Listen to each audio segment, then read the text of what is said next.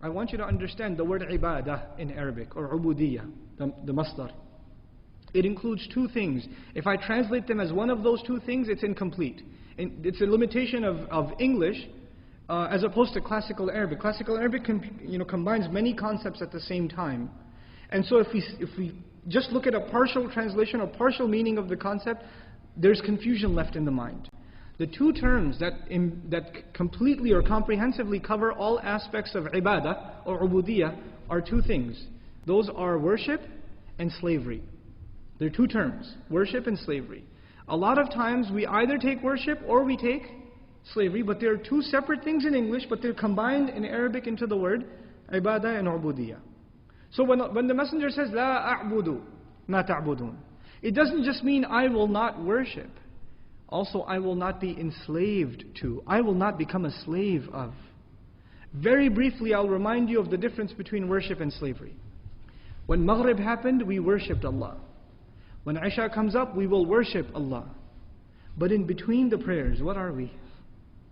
Slaves of Allah. When you're sleeping, you're not worshipping, but you're still a slave.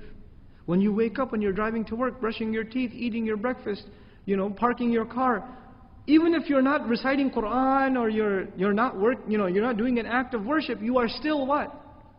A slave. In other words, worship is specific acts.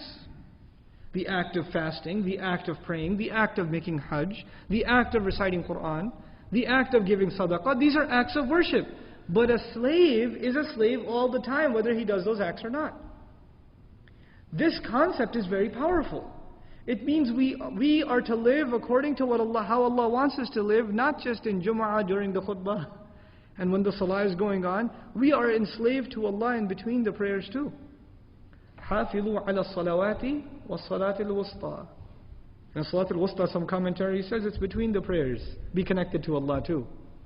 You know what happens a lot of times? People worship Allah, but they still don't act like His slave. Somebody owns a liquor store, comes to the salah for 5 times. He worships Allah, but he's clearly not acting like what? A slave. He's not obeying Allah. And sometimes, because we have these partial English definitions, you know what happens? We think to ourselves, hey, at least I worship Him. At least I worship Him, so my job is done. No, you worshipped Him, but you're still not a abd of Allah. Worship is one part, slavery is the other. Ibadah includes both. Now the Arabs, they had 2 problems. There are 2 problems. They refused to worship Allah, but you know what the bigger problem is? They refused to be Allah's slaves. There are 2 problems in this surah. We have to make those problems distinct. When they refuse to bow down only to Allah and get rid of all the idols, what is that a problem of? Worship or slavery? That's a problem of worship. But when they refuse to give the orphan, when they refuse to not kill the baby girl, when they refuse to not feed the poor, when they refuse to not give justice, when they refuse to kill without having right to do so, when they abuse the slave, when they do all of these things, what are they refusing to do? They're refusing to act like Allah's slaves. Being Allah's slave includes you worship Him and you act like His slave. 2 things. So now understand the ayah. La a'budu ma ta'budun. La a'budu, I will not be enslaved to, and I will not worship what you have been worshipping. Now we have to understand, Allah, in this ayah, the messenger is being told to talk about what they worship and what they are slaves of. So what is it that they worship, and what is it that they're slaves of? They're worshippers of idols, false gods. And they are slaves of their own desires. 2 things. They worship the idols, and they are slaves of their own selves, their own hawa, their own nafs. And the messenger says, I refuse to worship your idols, and I refuse to be enslaved to my own desires. I refuse both of those things. I'm never going to. Now, the mushrikun said, he's been rejecting our religion for a decade now almost. Let's give him a compromise, maybe the future. Makkah has become pretty tense, Always this confrontation between the Muslims and the kuffar. Let's make a compromise, life will become better.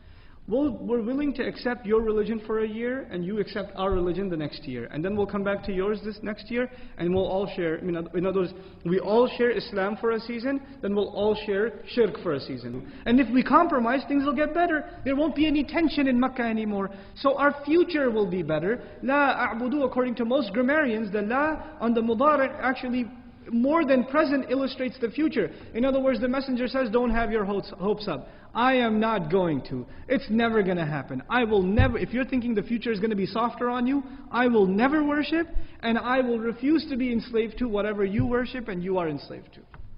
That is never going to happen. Get that out of your head.